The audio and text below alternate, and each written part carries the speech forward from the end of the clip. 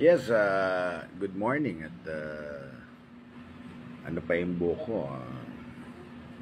Nagbe-breakfast ako at Tito Sen, ang dami mo na naman na pinalabas na yung mga bayaran mo na sa mga vloggers, Tito Sen. Gusto mo talaga ng Tito Sen, na gusto mo talagang laglagan? Gusto mo i-reveal ko na mula 2013 kung sino po yung kabit nyo, Tito Sen? Okay ba sa iyo yun, Tito Sen? Gusto mo sabihin ko na kung sino yung kabit mo mula 2013 na pinalakad mo sa akin?